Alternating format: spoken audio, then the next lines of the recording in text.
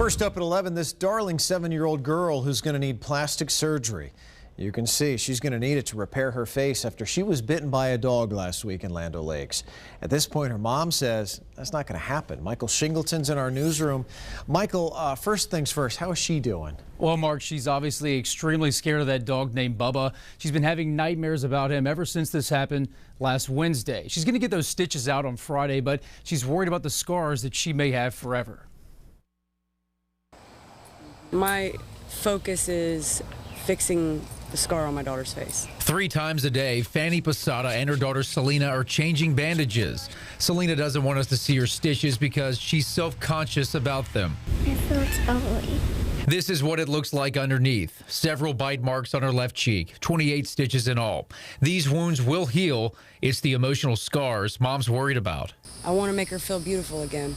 I don't want to have her waking up in the middle of the night screaming and crying, no, no, no, and begging for understanding on how to deal with that. This is Bubba. He latched onto Selena's cheek when she leaned in for a hug last Wednesday night. Bubba's owner was holding him on a leash outside their home during the attack.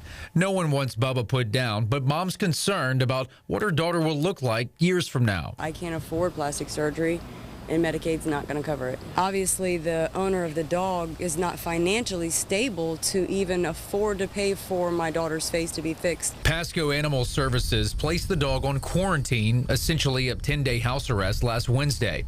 Once that period expires this weekend, animal investigators will determine if the dog is considered dangerous. Bubba has never bitten anyone, which will come into play for Animal Services. The animal never showed aggression.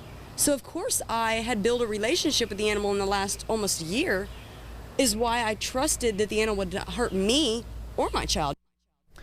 I spoke to the dog's owner, Jason Delmont, earlier tonight. He said that he's been torn up about this situation ever since it happened on Wednesday. He's gone as far as offering to euthanize the dog himself. Of course, he nor the family want that to happen. He also offered to pay for the child's medical bills, but they have not accepted that gesture. He's also saying that he's looking at sending Bubba to a rescue in Orlando.